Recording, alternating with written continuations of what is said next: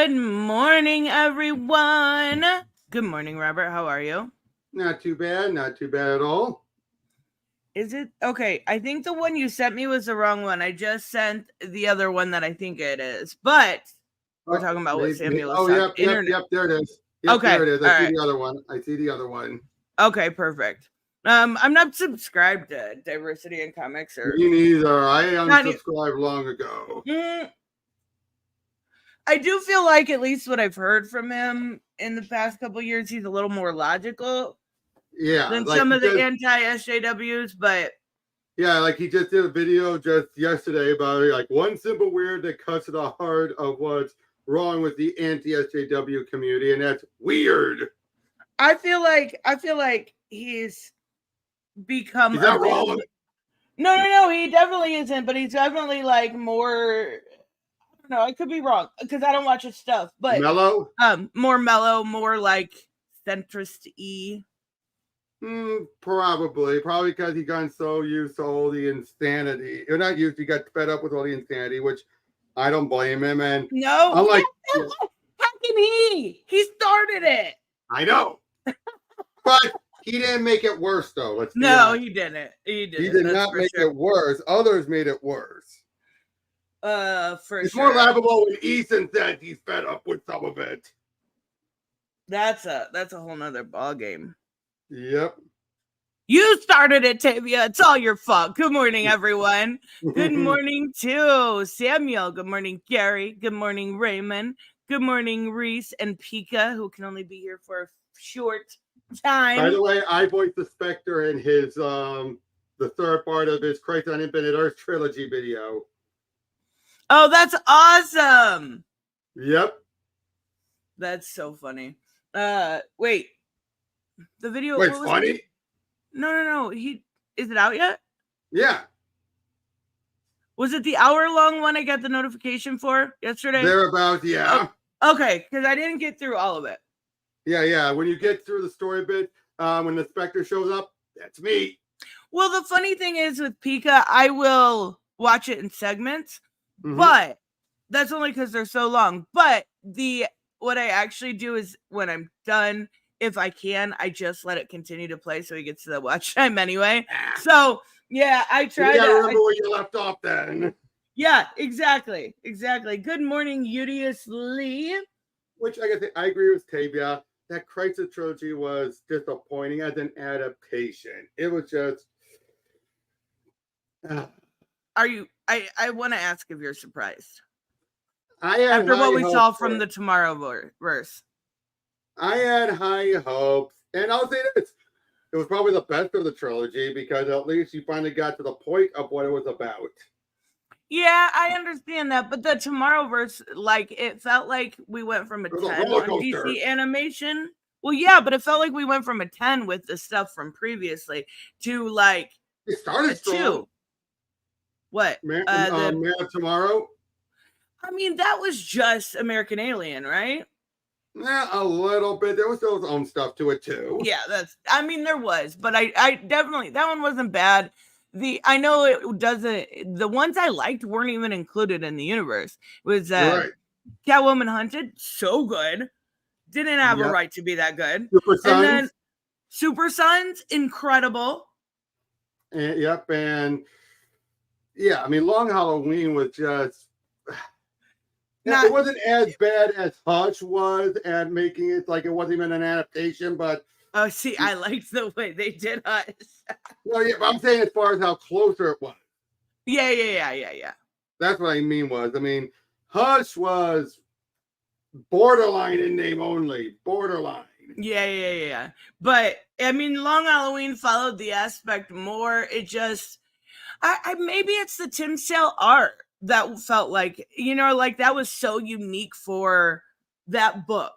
Yeah, and it felt like they just kind of corporatized the art. Joke movie. I'm taking Brian Boland's artwork, and I mean, at least they explained they instead of basing off of Brian Boland, they based off of an artist that was similar to Boland. Yeah, but I don't know. By the way, they do tie it all into Apocalypse War. Wait, what? Tomorrowverse. Turns out everything was Constantine's fault. Oh, so they're blamed Constantine for bad storytelling? No, for why the universe became what it was. I know, I'm just kidding. I know, because basically he put something into Barry, so when Barry went back in time, he killed anyone from Apocalypse that was near him, including Baby Darkseid. Baby Darkseid, not Baby Darkseid. Yeah, Baby Darkseid got killed. Oh my god, that's so funny. Yeah. I wanna fucking copyright claims. I want to take a look at this first before we get into comics, because this needs to be talked about. This is gorgeous. The fan is gorgeous. Right it's our first peek at Katana, and absolutely stunning. The only issue I have is that it's not coming out till October of 2025. Quit doing my heart like this. Like I said, I love how Oriental that fan looks, and I love her top there. When we can make it out, beautiful. Yeah. In fact, it looks almost like they incorporate the fan into the design of the top. Look at that. Yeah, definitely. Yeah, looks like the fan. Yeah, her hands look dirty. Looks like she just got done fighting. But yeah, which makes sense. Yeah, I love the gauntlets. I even even the pants are stylized enough that they work with everything here. I think this looks really great. That's one thing I gave props to the first movie. The costumes were amazing. Corset, that's the word I was looking for. Thank you, Raymond. I love the corset.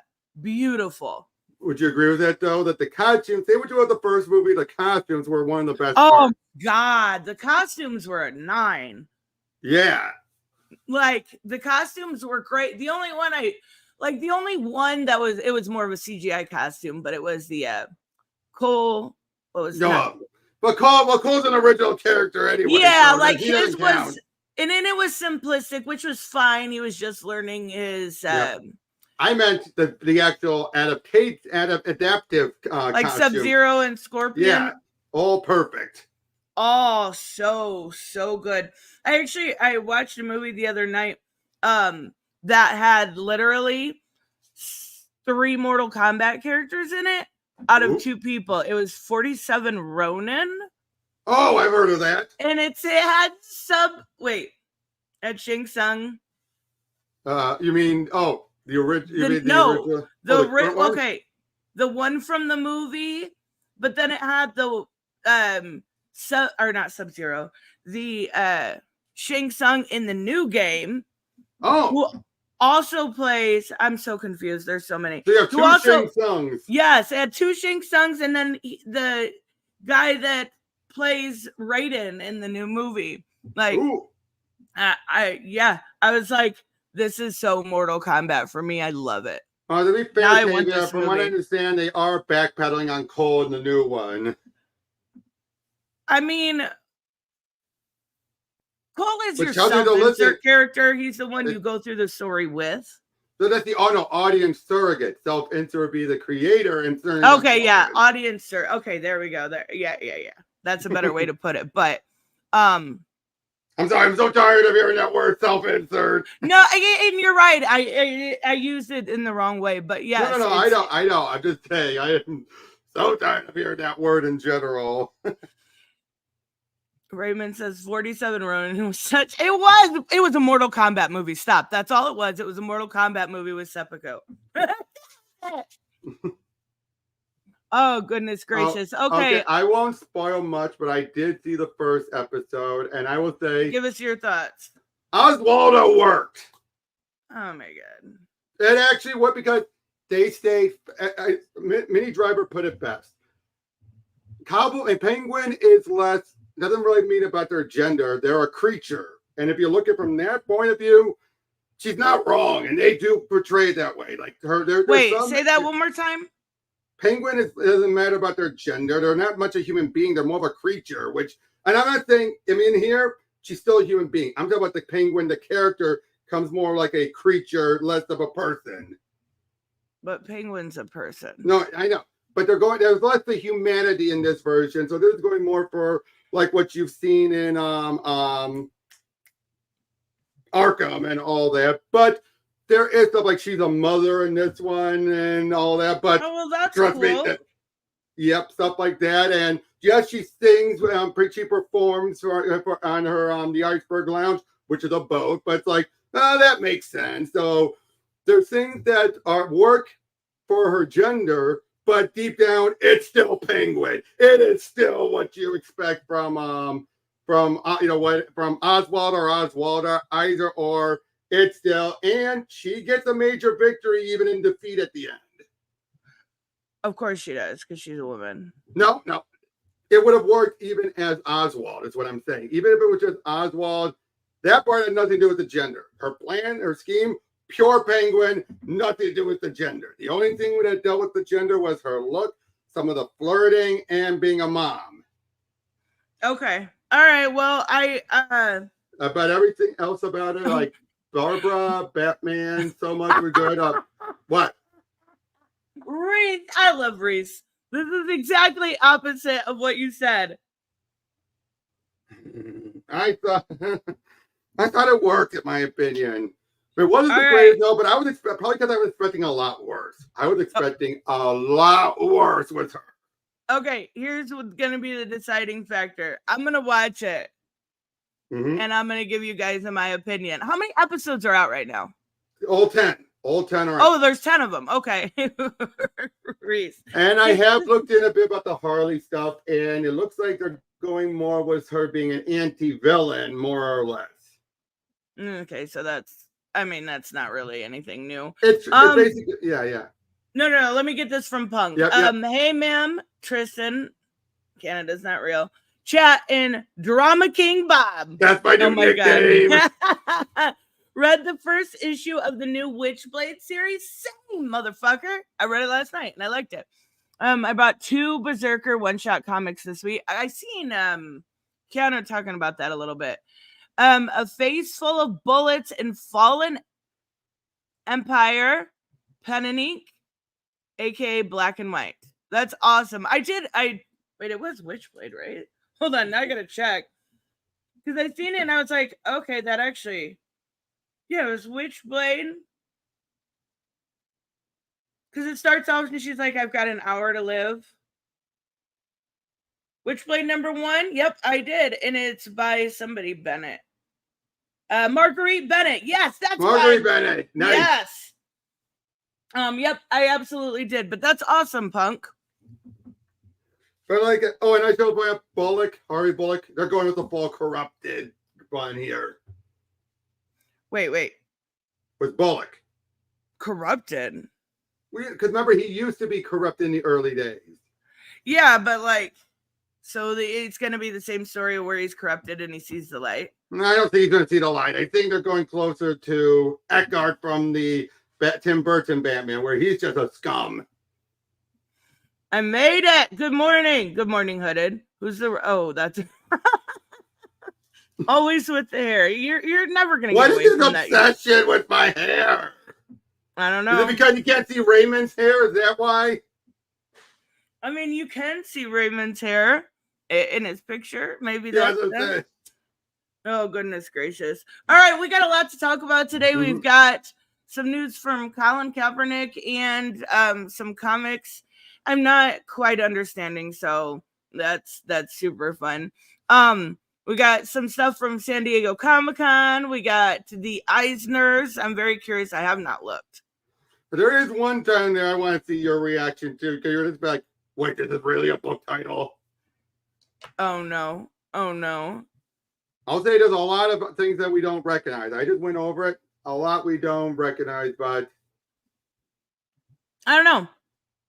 We'll have to see. Right, there's a lot of versions like that, but yeah, when he was first introduced, he was just a scumbag, corrupt guy. Oh, for sure. Yeah. I'm not saying that at all, but a lot of times when we get this, the scumbag corrupted version of him, it's always the redemption story. Well, we might. Doesn't look like they're setting it up. I mean, I'll just put it this way. One minor spoiler, when they have the bolt from the GCPD, he leaves the woman handcuffed there, a perp. What a And she's just like, wow, he just left me here. I won't say why they have to book it. Trust me, that will be a big spoiler. But yeah, the something's causing them they have to bolt. That's so fucking funny, though. Mm-hmm. That's so funny. All right, we'll get to the Eisners, but let's take a look at this first. We got Colin Kaepernick throwing his hand into comics. The pros are pissed. Are they really? Okay, so it's AI. Well, okay, it's a simple AI tools. Are they all AI comics? Yes, and they call other pros gatekeepers. Wait, hold on. What? The people behind it call pros gatekeepers.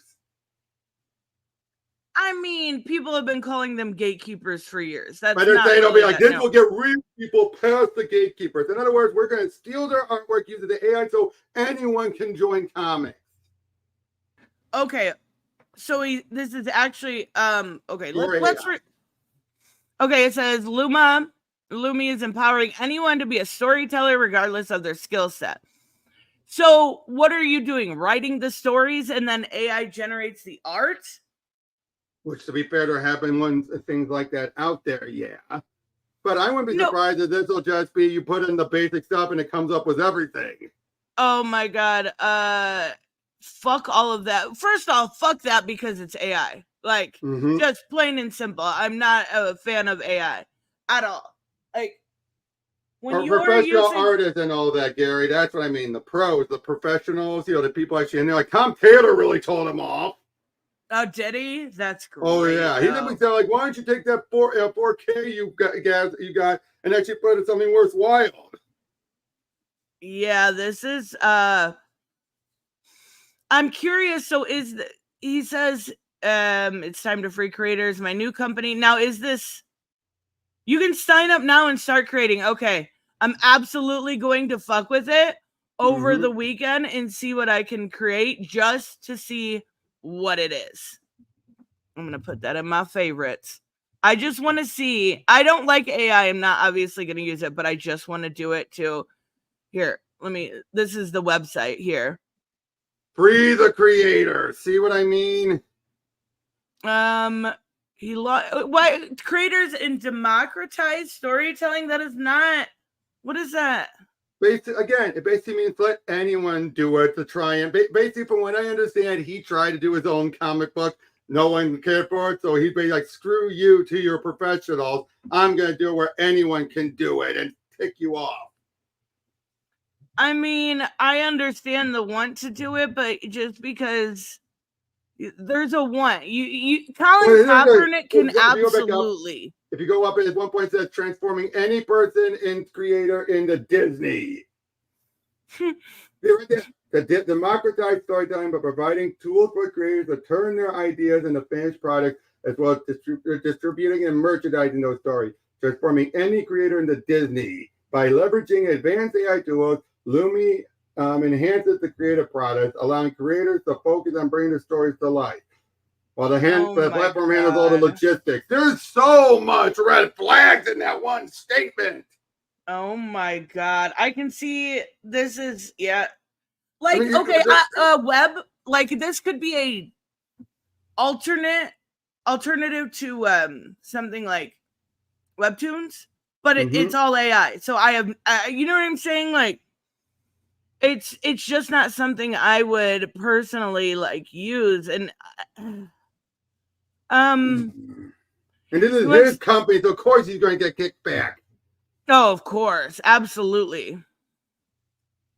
I'm still going to definitely look at it just to see what I can create because I'm curious.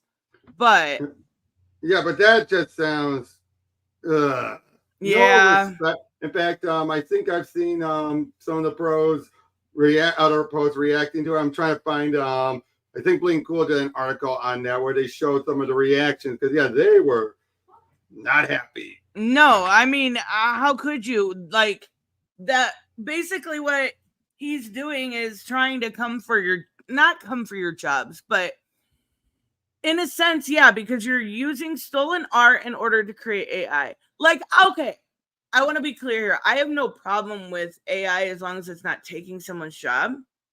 Right? You're not like making money off of it either. Right, exactly. Now,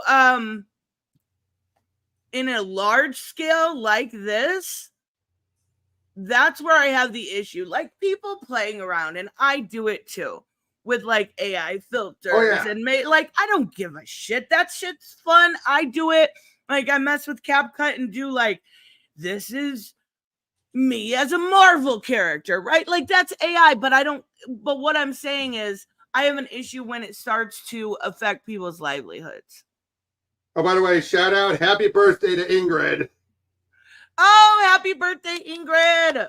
Yeah, she's not here, but I just saw her. You're 21 years young. I just saw her tweet about it, so. Aw, we'll tell her we all said happy birthday. I will. But and then the with the issues with the AI, it goes even further. You've got people stealing YouTubers' videos now to learn. Like it is it's fucked up. Actually, Drew Gooden did a really good breakdown on the use of AI not that long ago and how they're stealing people like NerdSync. You know who that is? Yeah. Like his videos. Oh my God. Like, come on now. Did you forget how cutthroat the world is? Any advantage is a good advantage. I disagree. I mean, I don't disagree. I understand that the world is cutthroat, but I'm also not one of the people to step on somebody to get ahead. If that makes sense. Like that's not me. I know those people exist. They can go do their thing. That's just not me. I completely agree. But wow. Yeah, I'm not a fan of this at all. I am not either. I don't think this is gonna. I don't think it's gonna be successful. I'm gonna be perfectly honest with you. Successful as what was that those online comics again? Subspace. What is it? Substack. I mean, Substack was. Remember, this is gonna be the game changer. This is wow. Nothing. Remember how people were actually legitimately worried? Remember that? Yeah, and it literally, I signed up for. I see more newsletters than I do comics. Yeah, it's like updates to people's life at this point. That's all it is. Like I have Kelly Thompson coming in. I got Scott Snyder. Yep, Chip Zdarsky. Yep, Grant Morrison. And they basically just like, oh hey guys, I was at Comic-Con and next week I got Black Cloak releasing. Like that's all it's become. Exactly. Oh boy, I just did a search Robert's friend. Yep, I just did a search for Colin Kaepernick. You know what it says instead of football? It says American civil rights activist. Oh my God. That's what it says when you do a search. You also need to give you the summary of a person. That's what it says for him. Because he took a knee? I guess. Oh my God. I'm not talking hooded about family. I'm talking about like from a business aspect. Family is something completely different. Like, yeah. Get out of my fucking way, I will kill you. But from a business aspect, that's just I'm not a fan of AI. I'm just not. Everything I've seen has been basically taken off of real, true artistic creators, and I don't know. It's fucked up. But yeah, I'm just looking. There's so many people are annoyed about it. Are they? That's hilarious. And he was there in Artist Alley during SDCC. Is he an actual artist or no? Just he was just thing? There trying to like meet up with these people and everything while he was secretly gathering the money. Oh my God. That's so weird. To be clear, this is from someone named Kyrie Randolph. To be clear, I was one of a number of artists that had meetings with Colin a few months ago. He told me broadly what his AI platform was for. He mentioned that it was about removing gatekeepers and how he wanted to benefit people from undeserved walks of life. I told him that while I was a fan of his, I couldn't support this because those gatekeepers for people like me who put our blood, sweat, and tears into our craft. Hard work, a pencil and paper is all you need to make a comic. I let him that his product was going to hurt us long term. So if anyone is asking whether Kaepernick is aware of the misgiving artists have with AI, please believe me that he has been made aware, And I know for a fact that I'm not the only one who did so. So yeah, he did it to spite everyone. Oh my God. Because he thought he got into AI and he thought he was going to be cool. Oh my God, Hooded, you know what I mean. I will punch you in the face. Kaepernick is a mediocre football player, nothing more, nothing less. No, you're wrong, Raymond. He's a civil rights activist because he took a knee. And I don't even have, I'm not one of those people that even cares he took a knee. Go for it. No, I don't care either. I don't care for that either, but it seems like one thing and now, he feels like he can change the world. He's trying to be the male Oprah, it feels like, doing all this other stuff when they're known for one thing. Yeah, and Tavia's right. He says, why do they do it for just a quick buck? That's it. Mm-hmm. Oh, shit. Black Phoenix is already doing his research. I do it. I love it. That makes sense. They can't, there's no way something like this could be instantaneous. There's no way. The merchandise and all that stuff. And again, how much is it going to be giving your rights away? Even though things for the creators? Nah, because you're using it all, they're going to get the big percentage. They're going to just do this to get, this is going to be IP farming up the wazoo. Oh my God, you're not fucking joking. It's going to be. Yeah, when you really think about it, this is IP farming. Yep. He's claiming, you have all this freedom, but then it's like, nope, we get the road. He says, we are the ones who generated it all. Yep, and I'm looking on here. It just says join the wait list. Maybe because they haven't started it yet. You're in wave 3. What the? Okay, wave hold on. 3? Hold on. How many No, you have. This is absolutely a scam, you guys. Please look at this. Bring your stories to life. I signed up for the waiting list. And it says, you're in wave 3. You gotta be fucking kidding me. It wants me to refer. This is a pyramid scheme. This is a pyramid scheme. It is so oh my God. Oh my God. Oh my God. I said because Oprah's a woman, of course. It's not Robert. It's because I know. Yeah. Oh my God. Nope. This is an absolute. Oh my God. That's a pyramid scheme right there. This is a pyramid scheme right there. Oh my God. So he's not a civil rights activist. He's a con artist. He's 100%. I have to refer 10 people. And I'm sure they have month to free. sign up. And they charge you by the month? Yep.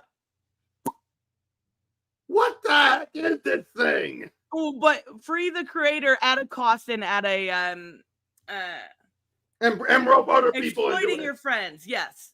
Nope. That is actually hilarious. That is so hilarious. It's just like, wait, what? Oh my God, that's so funny. Oh, goodness gracious. All right, let's talk about these Eisners. Because I have not looked at them, but it looks like I said, one of them is going to make you be like, wait, seriously?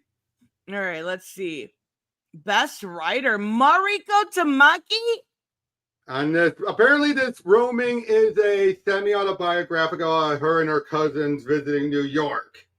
Okay, so these are all really good actual choices. I don't know about the first. I don't know anything about the first one.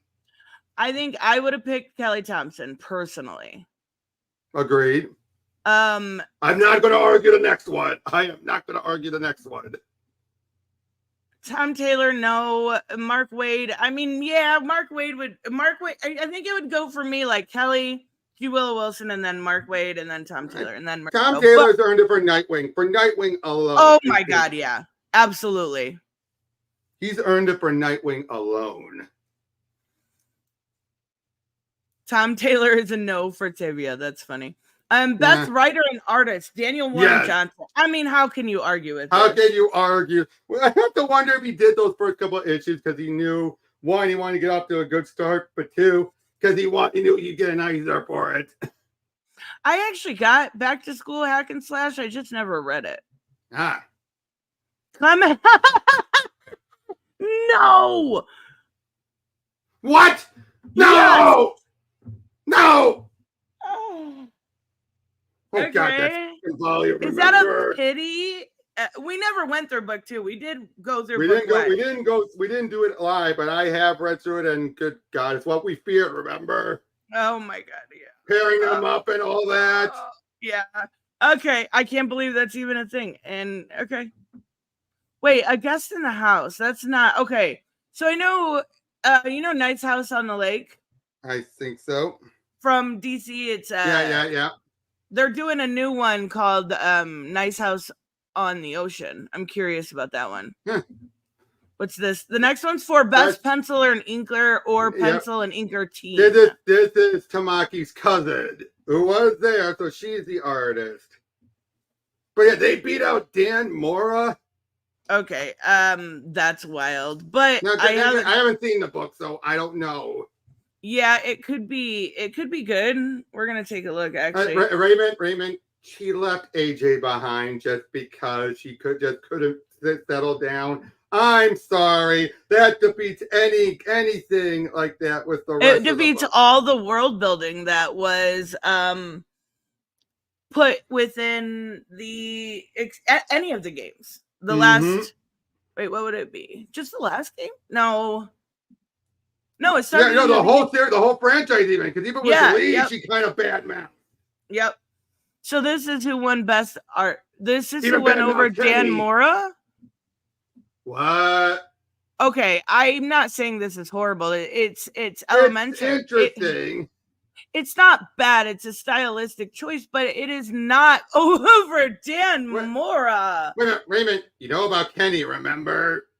Kenny's Chris awesome. Won't shut up about him. Stop it. Kenny's the best. The problem is I wonder if I could start with chapter 2 or season 2 or whatever it's called, because I don't know, for some reason that first one, and not only does it mess with everything on my computer when I restart my computer, it's weird settings. As I told you, I think I emailed you this. If it had that issue with the controller, you just got to exit, restart, and just restart it, and it should be good again.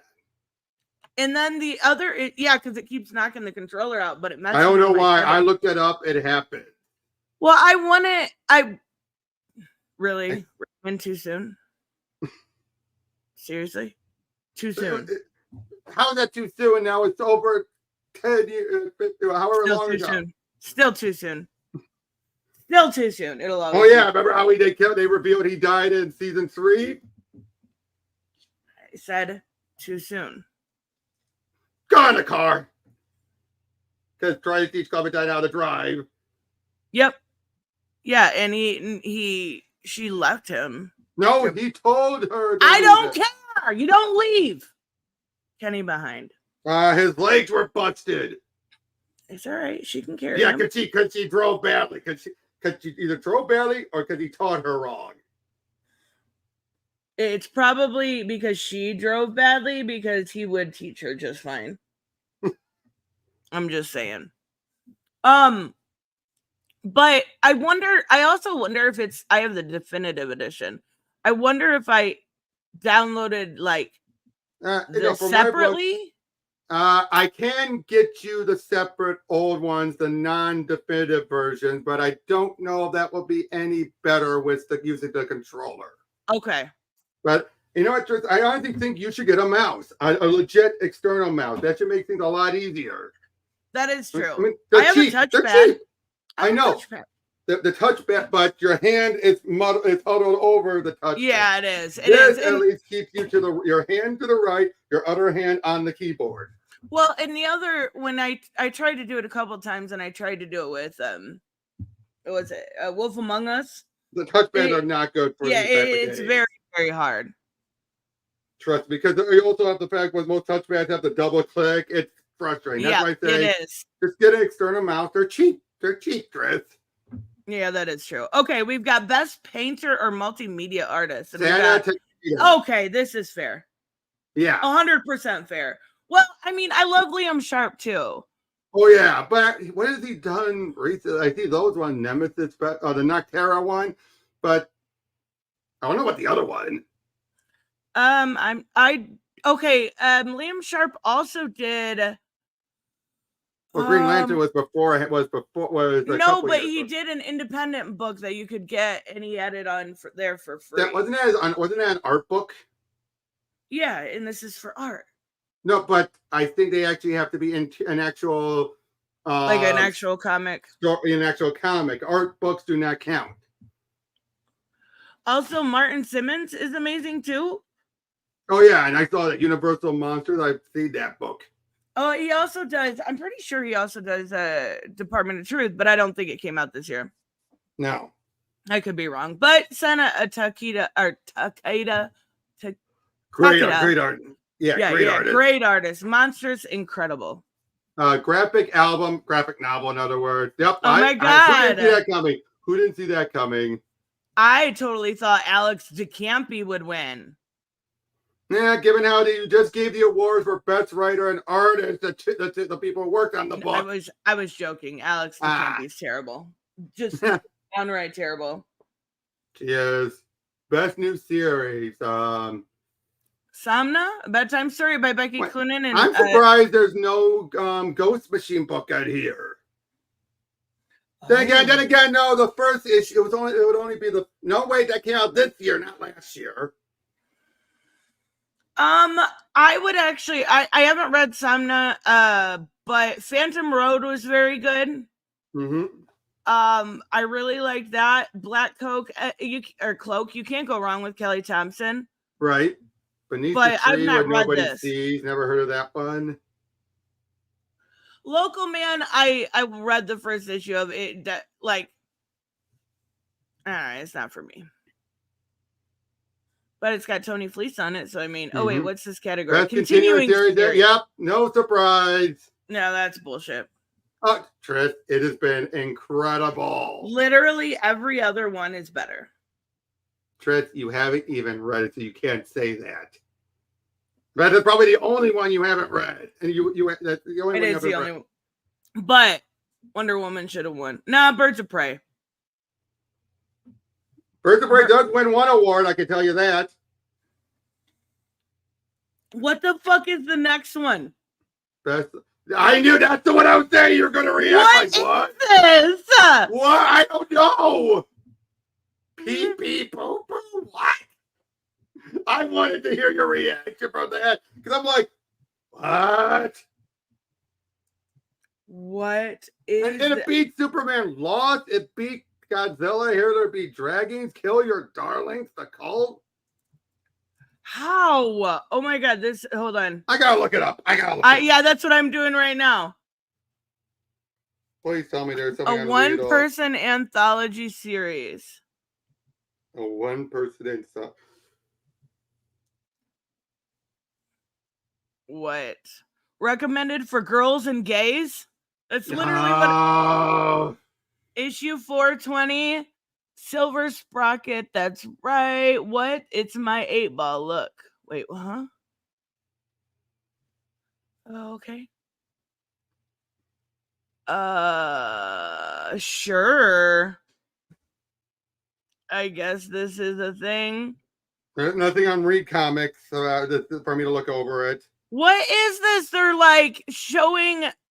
I don't know. This had to be for political reasons. Self-mutilation? This had to be for political reasons.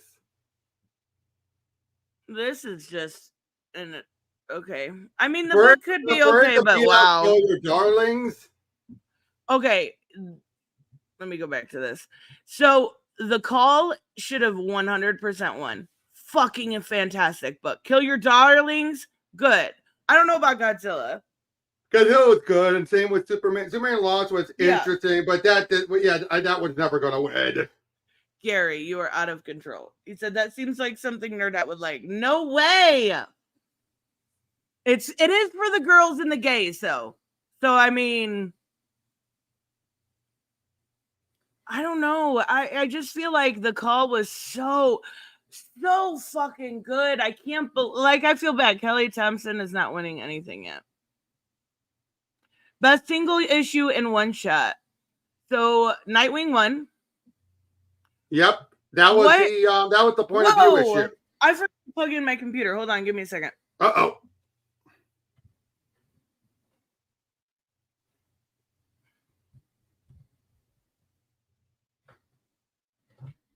Yep, that was the point of view issue.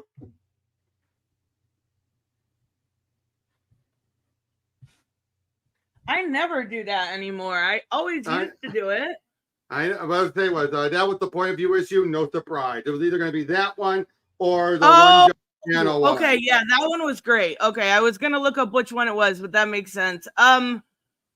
Because they did that issue for Eisner bait. Let's be honest, that was pure for Eisner baiting. I mean, that one was really good though. That one, and then the one that was all one channel. I think that was like 89 or 87. Yeah, that would have been the year before. Yeah, that one was really good too. They like tried to do something different. Mm-hmm. Next one, best anthology. Wait, did I not show it on the screen? Yeah, you know. I think he's being sarcastic. Oh, okay. Yeah, next, comics for Ukraine. Oh, okay. Well, that sounds political. That sounds. Yeah, for sure. I don't actually know any of these though. Except for I know Marvel Age, and that's it. The Outside, trans and non-binary comics. Oh wow! Surprised that didn't win. I mean, comics for Ukraine could be good depending on who they had, but it's Zoop. So isn't Zoop crowdfunded? I'm not sure. I think they are. I don't know. Okay, adaptations from another medium. Watership Down, not surprised. Why? That's a good book. Oh, is it? I've never heard of it. And it's one of those dark animated movies. It's the one with the rabbits and everything. It's really dark. What? It's one of those early. It's one of those dark ones with rabbits, huh? It was one of those early dark animations that show that they're not for kids. It's one of those type of stories. I mean, I guess that makes sense. I've never heard of. I have no dog in this race. I don't know any of them. Wait, how did 2 win? How did what? Best graphic album reprint. And we've got Hip Hop Family Tree. Probably the tie. Probably a tie. But look who did the hip hop. Yeah, I knew it was why. That's why I think that was done posthumously. I mean, I think it's fair. That's the feeling I have. I think it's fair. Though I would say Wonder Woman Historia is better. Actually, I would probably argue that The Good Asian is better too. But, I mean, it's Ed Piskor. You got to honor him somehow. Mm-hmm. Best short story. What do we got here? What? World's Finest Part 1. Didn't win. My Little Pony Story. Wait, wasn't World's Finest Part 1 in Wonder Woman? That was the start of the whole little Trinity deck. Yeah, but it was it Baby Trinity? Yeah. Okay, that's being raised by John and Damien. Yes, that was so cute. But by Becky Cloonan did this the winning one. Okay, I mean, I don't particularly care for Becky Cloonan's writing. And by the way, just to be clear, the whole bit about Watership Down, it's where you have rabbits. They have their own society. It's very violent. It's about it evokes some epic themes, and it's about the destruction of their home, trying to find a new home. Okay. I don't know anything about it.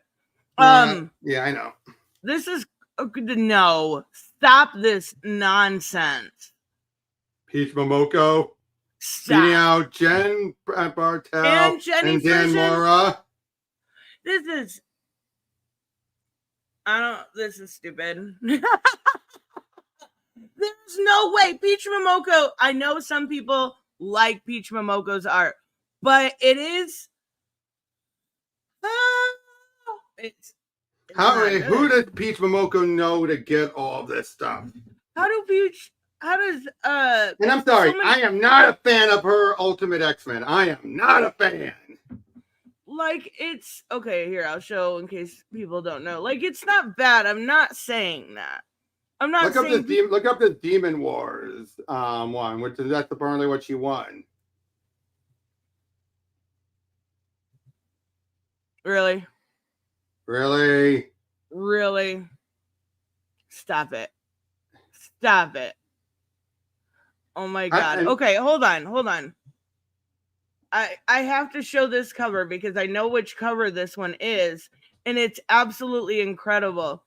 There's also a really good Dan Pelosian one, but this, how did this? How did that?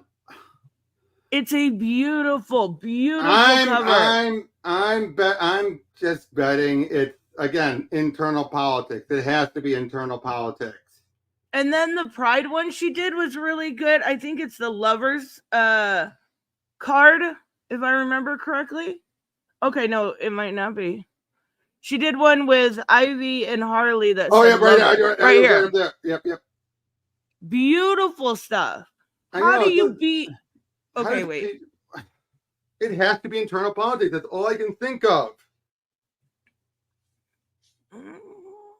It feels like it's done to give Peach, a boost. And then you've got these also that She-Hulk, Jen Bartel. These were incredible covers. All of them. She did one a month. Like, look at this. Stop it. These are beautiful. And she would do interiors on other books while doing these. Yes, and these covers were like, these were killing it at the shops. I don't get it. What does Peach have over everyone? Look at this. Please look at your screen right now. What the fuck? One of the beautiful. I may be slightly biased because they are one of my two favorite artists, but Mark Waid was also on that list for best writer. So come on, don't just go for the ones that you take issue. And Tamaki is not a bad writer when you have a leash on her. When you have a leash on her. Tamaki's actually a pretty decent writer. I would not read whatever book that was, that roaming book, just because. That's her unshackled. That's her unshackled, yes, and it sounds boring anyway. Yeah. It sounds like an art. It's Eisner bait again. It's like everyone keeps saying Oscar bait. There are clearly now comics that are Eisner bait. That was clearly Eisner bait. Reese said yes, she is bad. No, her Wonder Woman wasn't bad. Her Wonder Woman was good. She introduced Liar Liar. And then her Detective. Yeah, and then she did that event for Detective that was every 2 weeks, and I can't remember what it was called, but it was good. The Tower, Arkham Tower. Yeah, Arkham Tower stuff. That was good. And Reese, I should point out, a lot of people in CG admitted her detective stuff was actually good. Are you going to go against what CG said? Wait, Peach Momoko didn't do Sweet Paprika, right? Wasn't that I don't know. You're asking the wrong guy. No, that was the other girl. Oh my God, hold on, I gotta look it up. I like Dan Mora and all that. Mirko Andolfo. Okay. Say, really, yeah. Cartoon and comics, action oriented. He's just making up names now. Look. Good morning, Cartoon and Comics. Can I say that I would not put action orientation comics? I think last week. I don't. No, action orientation. Well, he's got a language barrier. But I'm not sure what you mean, Cartoon and Comics. And wasn't he the one saying Until Dawn 2 was woke when they haven't even announced Until Dawn 2? They're not making it Until Dawn 2. Exactly. So where is he getting his information from? Oh yeah, this is best colorist, and I will agree to that one. Yeah, I will agree. Jordy Beller is incredible. Very good. They're both looking flat yet still dynamic. Yeah, and versatile. Oh, you got the name wrong. Okay, yeah. Oh, Mirka and Dalvo, whatever. I can't keep track of these people. Don't worry, that's what I'm here for. Yeah, who cares about lettering? Who cares about lettering? But Mirka and Dalvo is pretty okay. Sweet Paprika was not my flavor. Oh, this is the letterer for Poison Ivy and City of Madness and The Flash. And The Call. And The Call. And what's the furthest place from here? Okay, so yeah, pretty good. This is one. I think they're the one of only two that had no, never mind. They all have multiple books. Mm-hmm.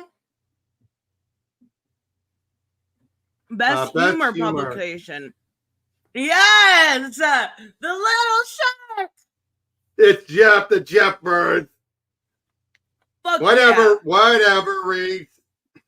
That is great. Okay, Kelly Thompson one. I'm happy. Mm-hmm. Best publication for early readers. Bigfoot I want to know. Nessie. I want to know what this book is. So do I. I was a teenage Michael Jackson. Okay, weird flex. Bigfoot and Nessie, The Art of Getting Noticed. That I can write down. That sounds like Bigfoot and the Loch Ness Monster. That sounds interesting. Yeah, I'm not familiar with any of these. No, not me neither. Oh, early readers. That's why. Okay, yeah, so best publication for kids. Mexican. Oh, that's cute. That's cute. That's a cute title. Best one for not familiar. For Teen Danger and Other Unknown Risks. Ryan North and Eric Anderson, the Unstoppable Squirrel Girl team, of course.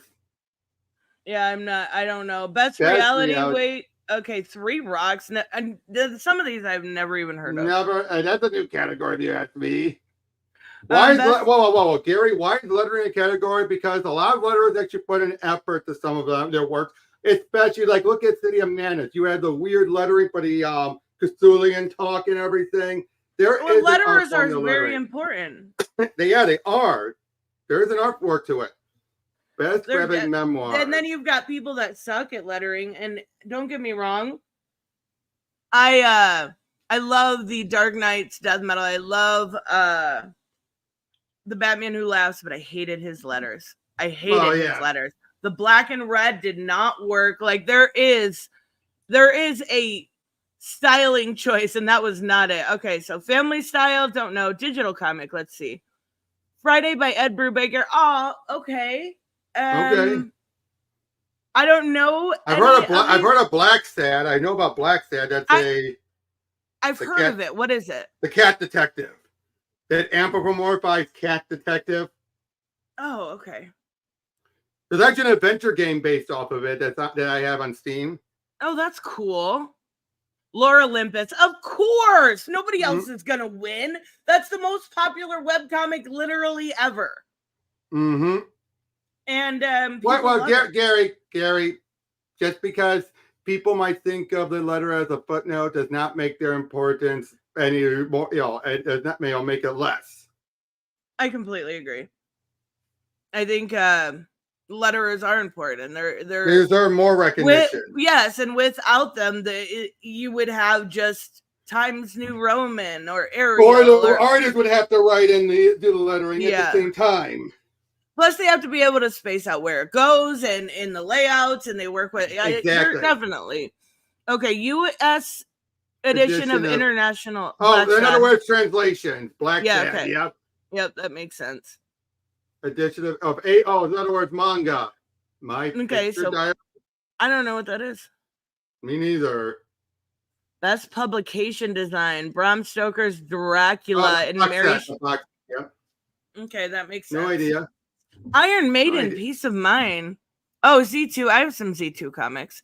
That's fucking cool. I didn't know they had one though. Best archival, Dauntless Danes. Fantagraphics. Okay, of that course. Makes sense. Project. Oh, wait, what? I'm not saying that. I ain't saying that either.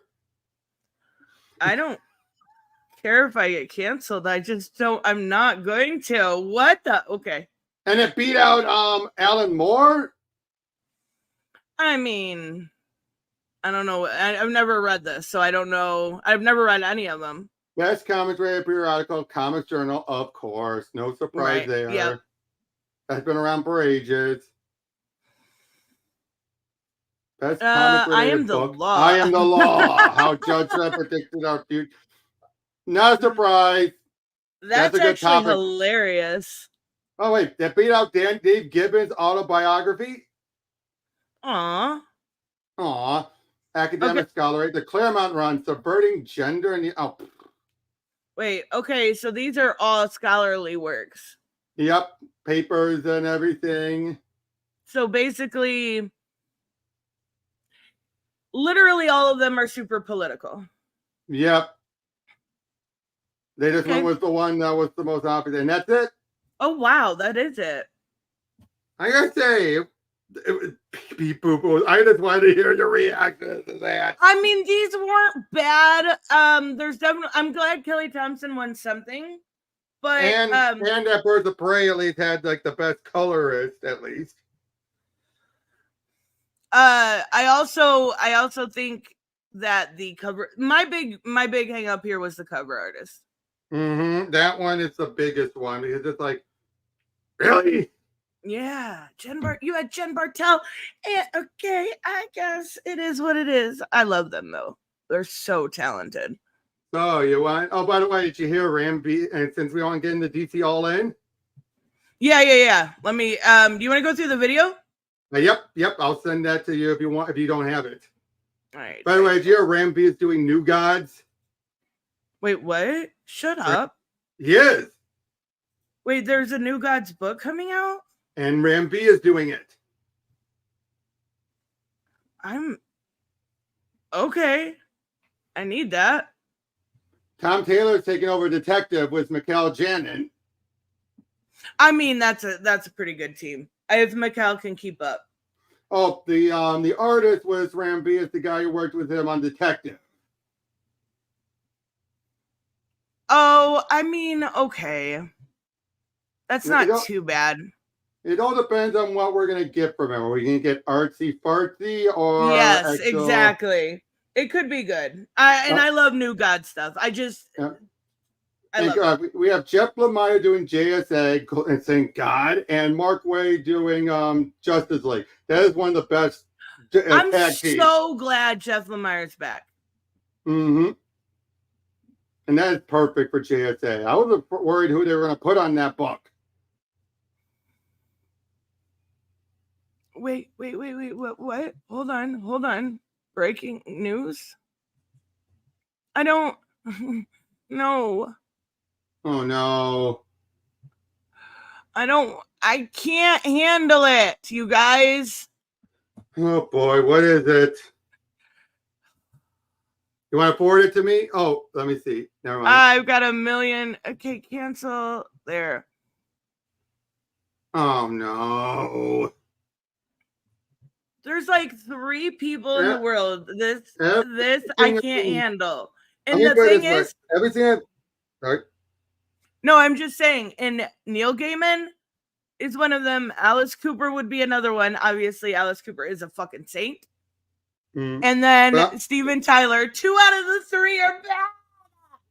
I will say this: for everything that I've heard, everything seems to lean more towards he is, rather than being malicious, he is just naively oblivious to what his influence was. Oh my God. I don't think he was a what was his name? Warren Ellis. I don't think he was Warren Ellis level. I just truly think he didn't realize that's all the vibe I'm getting from him, is that he did not realize, not saying that excuses him at all, but that's the vibe I was getting. I hate this so much. I started to watch I forget their name. I watched Council of Geeks. Council of Geeks video on it, and I was like, I watched that too, the whole video on that podcast. Yes. And even they were just like, what? They were pissed off at that podcast. I know they're actually a fan. I watched the review of all the audibles, like, yeah, and at the end he says, like, I don't know where I'm gonna stand. Like, he doesn't know if he's gonna separate art from artist or have it tainted. He doesn't know yet. Yep. Oh my God, this is horrifying. Yeah, I mean, she said all he can say it was consensual, but why would I do that? Is it because I was scared?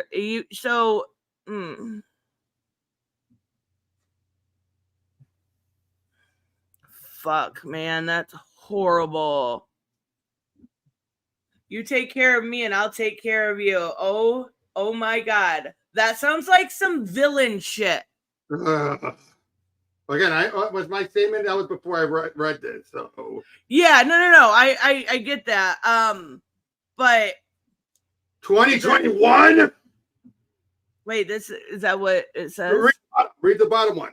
Oh yeah, after they start answering. They stopped answering. Gaiman's sexual video calls in June 2021. She said his business manager told her to vacate the property in December that year. That could be something that could be easily provable. Yeah. Oh and I don't think they would say that unless it was true. God. Why? So the NDA. No, this does not feel like a Johnny Depp situation. No, okay. They settled for $275K and an NDA. But NDAs don't cover crimes? I think that's probably why she's speaking out. Yeah, that makes sense. Lord have mercy. Neil, you need help, buddy. We're probably going to lose Sandman after the season. No, stop it!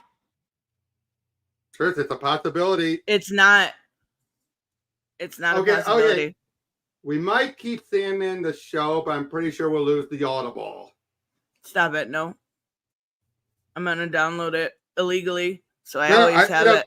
I know. You'll still keep it up there. I'm saying we're not going to get new ones, is what I meant. No, and the new Sandman stuff that's even coming out, what is it? The Constantine by... Yeah.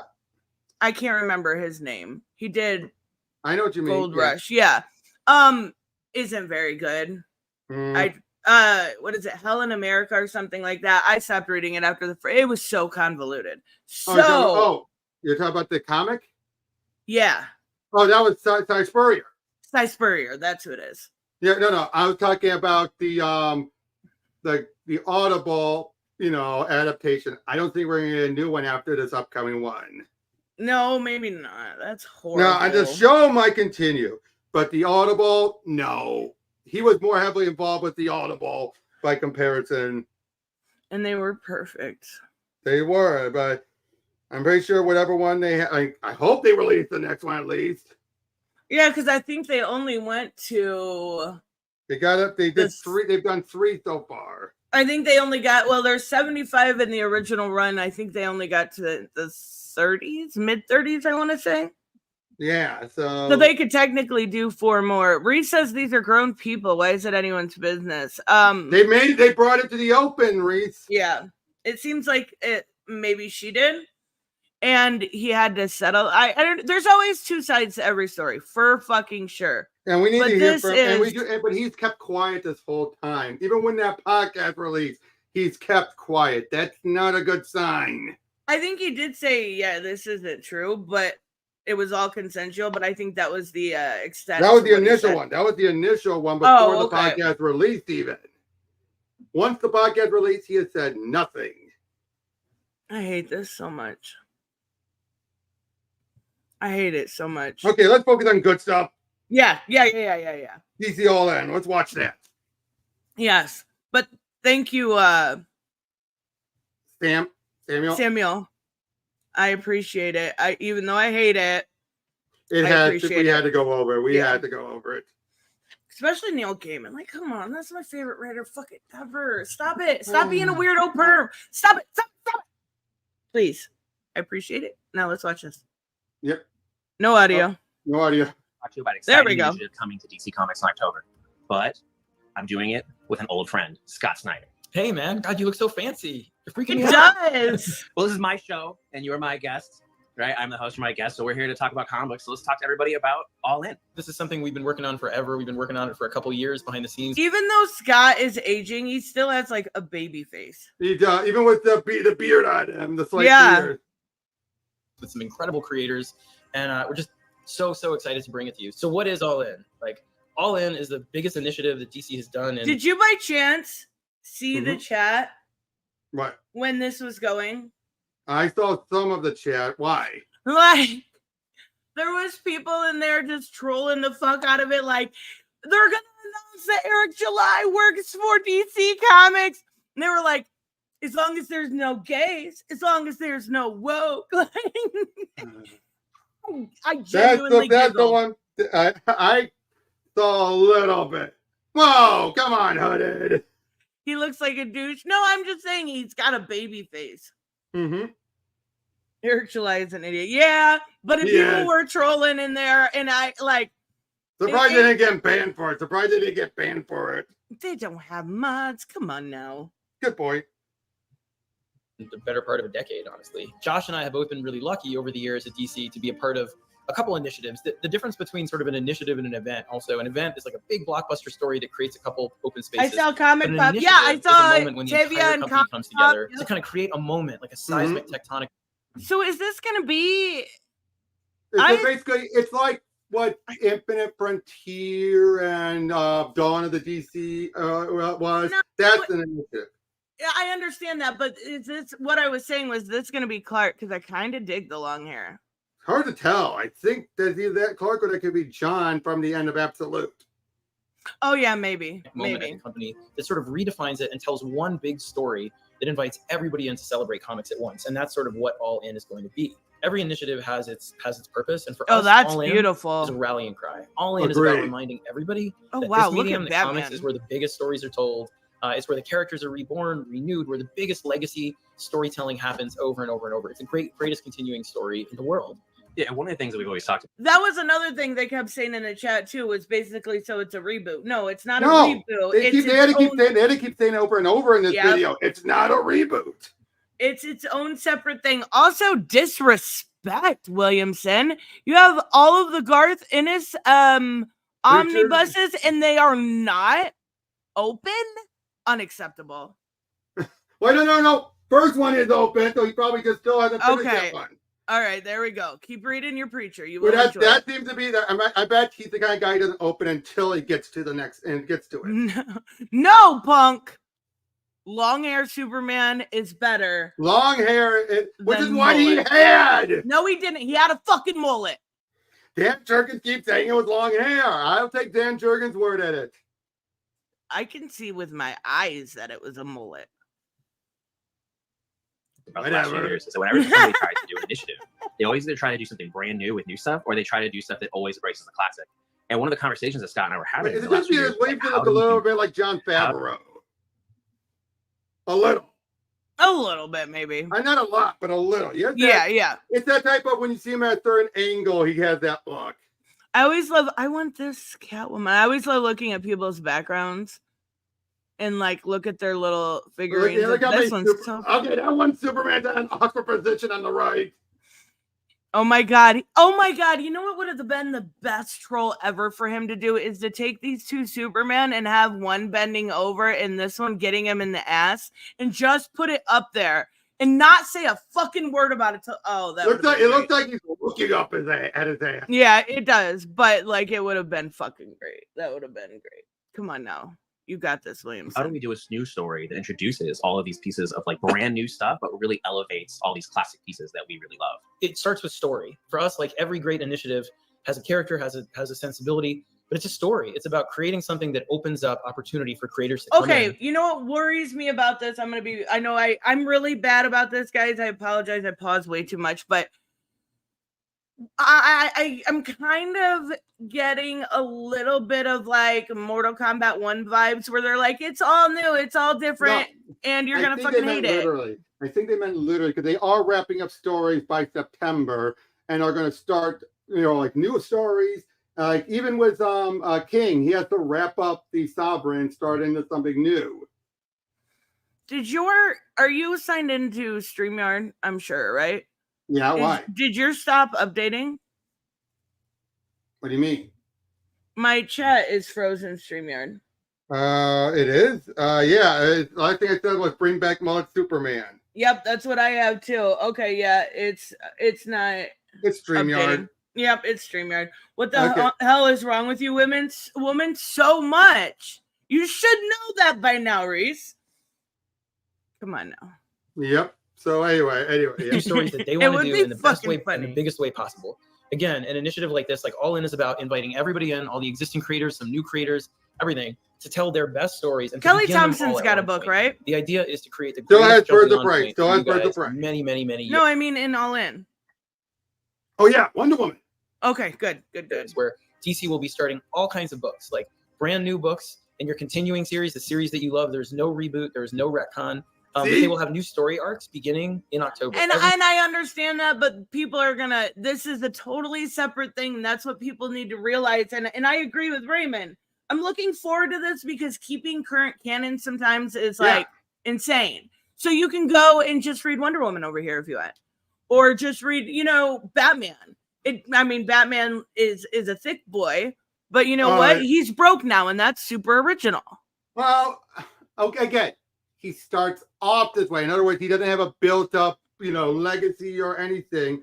Unlike when you make him broke later on, he still has all of his gadgets and everything. He just can't make new ones. This is the case where, no, he started out at the bottom. The Batman.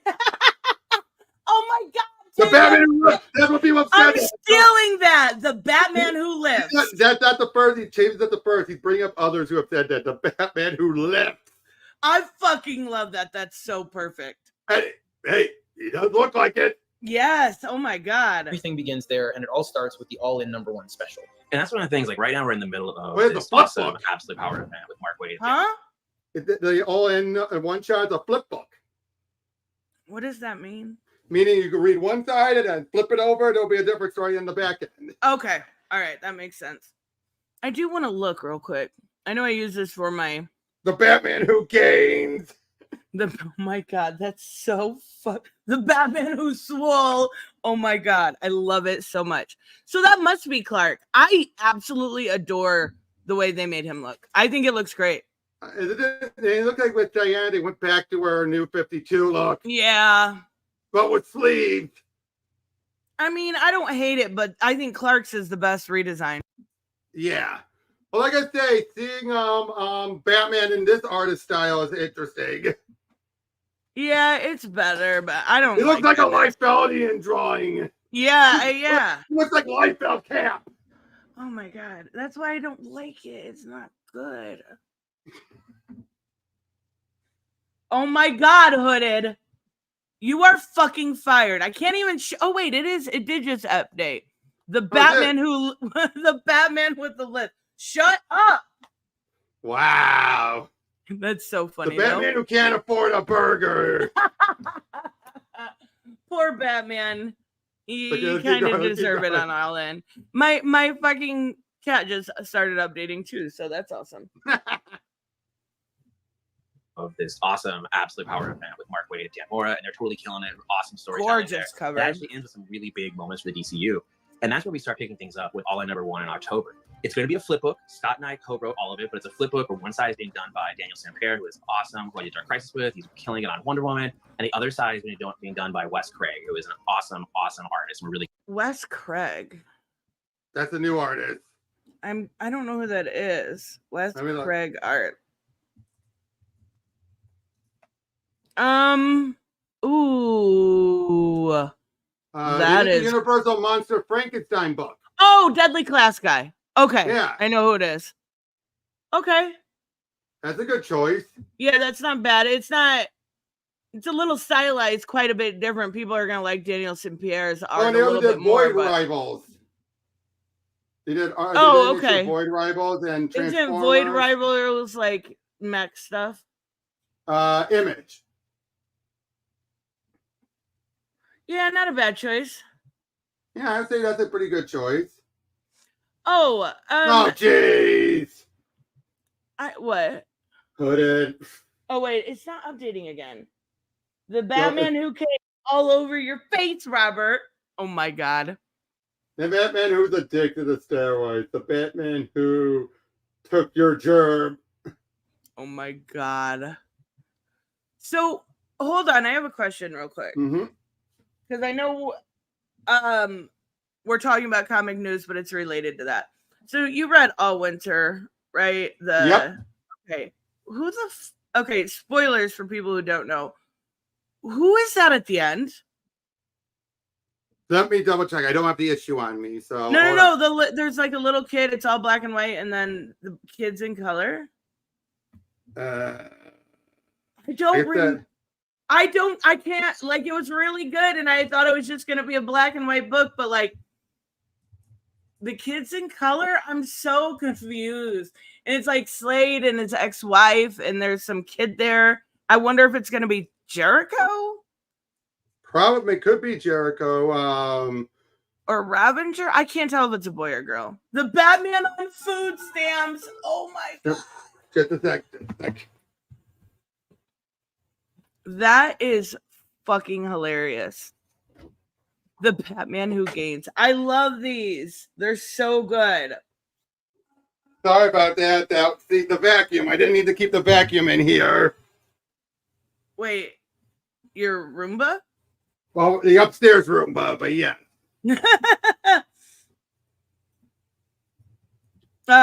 Mine's called Wally. You've told me that. If you ever another one, you should call it Eve. Right? Exactly. Eve, man. All right, so who was it? I'm looking. Oh my God, you're so slow. I had to run and take care of the Roomba. I know. I think it must be. Hold on. I'm a looking right now. It's the loading on my end. Well, first of all, most of the book is in black and white. The entirety of it is until that little kid. Right. Hold on. That's like the Yep. I'm pretty sure that's Jericho. I mean, cool. the blonde and everything. Yep. I mean, and who else would make Blade stop for a moment? Right, exactly. Okay, that's what I thought. It confused me. It's a really good book. The Batman who lost his Social Security.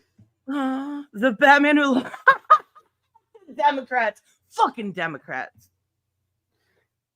That's so funny. Let's keep going. Excited. You guys see the pages for this? It's gonna blow your mind. Now, on the Daniel Sampere side, that side is going to focus on what is going on in the current DCU post Absolute Power. And you're going to get to see a lot of this through the eyes of Superman. You're going to see some teasers of the new storylines that are coming up. But it's all with Superman.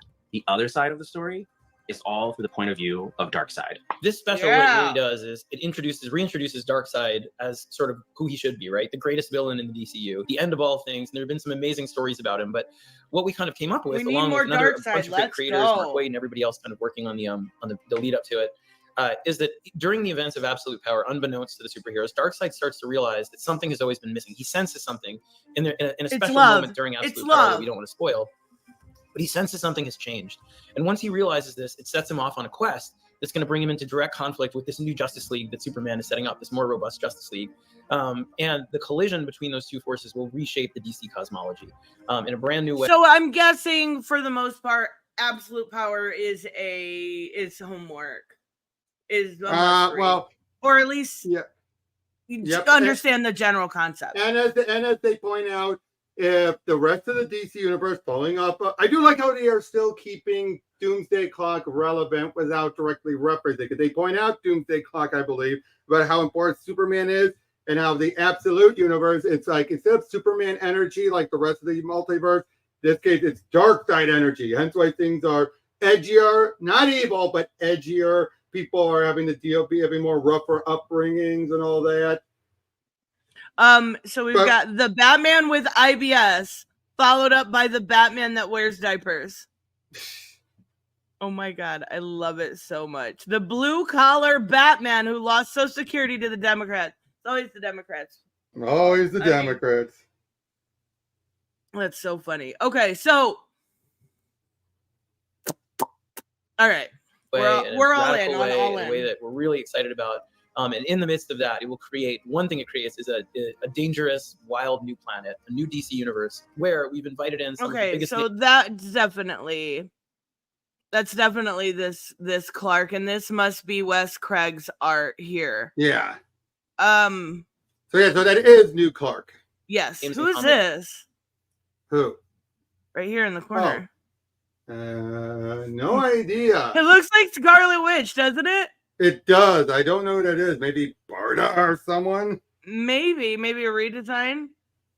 So let's keep going. And some rising stars to reinvent the characters in personal and passionate and daring ways, all in one shared space, and as part of a bigger story that we'll be telling over the course of the next few years. That's the thing to understand. A great initiative. It launches begins with a story, and that story creates a driving force for the company for years to come. And that's what we're trying to do here. This story about the kind of collision between Darkseid, the Justice League, and what that engenders is going to be something that's going to shape the DC universe for quite a while. And that's one thing that's really important about this. Did you just say and what that engenders? I think so. Is that the right word? Let me look. Engenders? Maybe I'm just dumb, but that doesn't feel like... Oh, wait. Cause or give rise to. Okay. All right. My bad, Scott. My bad. Initiative. That's Even what when you the have two firm. Yeah, worlds, that's we're what the telling one term big means. meta story, and part of that new world is the absolute world. And so, Scott, let's talk about the absolute world a bit, and let's talk about your book, Absolute Batman. Yeah. Oh, so this is the Batman who's slow. This is Liefeld Batman. It look at his hand. His hands are they're a choice, but I kind of dig that. He looks huge. I mean, I get what they're going for. He's a construction worker. In their eyes, that means he has to be checked in their eyes. Yeah, I guess. It's been a lot of fun architecting all this stuff with you and everybody else. But one part of it is this is the absolute universe. So the absolute universe, what is it? Without giving too much away, because you've got to pick up the special to see how it's created. If the main universe is sort of predicated on Superman energy, right? And the sort of metaverse concept that was introduced before in Doomsday Clock and elsewhere. And Okay, this that universe makes sense. is kind of founded on Darkseid energy. Now, Darkseid energy, the Omega beams, they zigzag, they're chaotic, they're dangerous, they're wild. And that's the spirit of this universe. In this universe, the heroes come up in ways that make them underdogs. They have a lot less of the comforts and things that they have in the main universe. Without spoiling things in each of the books, they have to be tougher. They have to be more resourceful. They've got to shine brighter. And Does she have a fake arm, or is that just my eyes? No, that's not a fake arm. I saw skin they have on to her. be tougher. They have to be more. I think it's just how she. That's a tattoo. That's a tattoo. I love that they gave her tattoos. I love that for her. That's awesome. And So she has I know no Paradise Island, no and it nothing. makes them more badass, and it's fun. It's two universes, one prophecy. So we've invited in a lot of people that want to embrace that spirit, and they're going to blow you away with the takes that they've created for these characters, from Batman, Superman, Wonder Woman, and on and on. We can't wait for you. Okay, wait. Let's take a good. I absolutely love this design for Superman. I think it's really good. I'm still unsure about him being fully alien. It's not fully alien. He's just more alien than human. Well, yeah, right? but they said no. They said no parent and no Karens, none of that stuff. I mean, what is this on his arm? Does this look like it's like fire? I don't know. It could just be his gauntlets, but it looks like fire. Yeah, that is gorgeous. That is, I love it. And I love when you guys see Diana's art on Absolute Batman, it is going to blow your mind. It is primal. This is not the Batman you know. He is a beast, and it's really, really exciting. And one of the things we've been talking about, you might have heard us say Superman a lot. And Superman is going to be a really important part of the stories moving forward past all in. Shocker. I'm still going to be writing Superman. I'll be writing the main Superman title. And now I'll be joined by Dan Mora, the artist, one of the best artists at DC. Will come in and play with Superman for a while. And we're going to be doing some really big new stories in Superman. One of the things is we're going to be introducing a new Superwoman. That'll be a big mystery. Of it's Lois. They've confirmed it's Lois. It's Lois. Also, we're going to have it's not even. Doomsday. One of my favorite comics of all time is that the Superman. And getting to play with Doomsday and doing some really cool big action sequences of Doomsday is very, very exciting. They teased that last year. Yep, they definitely did. You know, one of the things, along with doing Superman, is, like Scott said earlier, we're going to be doing a lot of new stories starting in October. You know, there'll be a bunch of jumping on points across the entire line. You know, for me, when I came back to DC with Rebirth and I was working on Flash, I felt like I was a new kid. And one of the best parts of the last few years has been watching all of these new talent, new creators coming in. His Flash is so good too. And one of the things that's the best part of doing a new initiative is over 100 issues create opportunities. And it's been really awesome watching a lot of these new creators Yeah. grab this opportunity and run with it and tell some really, really amazing stories. And so you're going to get a lot of new books, new creative teams, and new stories starting up in October. Okay, here's what these solicitations say. Without the mansion, without the money, without the butler, what's left is the absolute Dark Knight. Oh my God! What? So no Alfred. Oh, it's just so we have no Alfred in any universe. Cool. Thanks, guys. Without the fortress, without the family, without a home, what's left is the absolute Man of Steel. And without the island paradise, without the sisterhood that shaped her, without a mission of peace, what's left? Okay. Well, to be fair, why would he have a butler if he's working construction?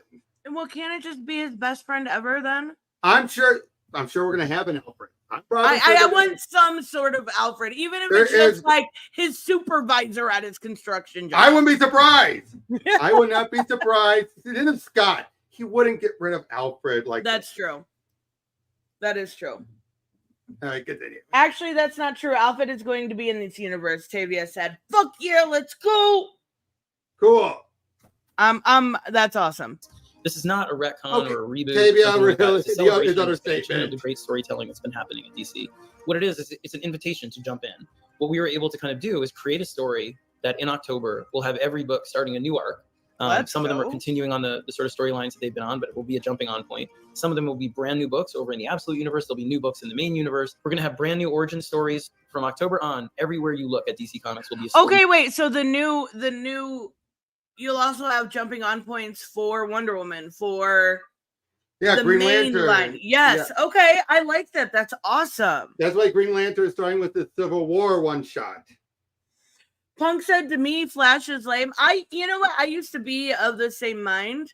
Until probably Adams. Yeah, I mean, maybe a little bit before Williamson, but like, if you've got the right writer, you've got. Cy Spurrier is boring me. No, Cy Spurrier is not like Jeremy Adams is where it was at. Oh, I know. I just said he's boring me. I just said he's boring me. Yeah.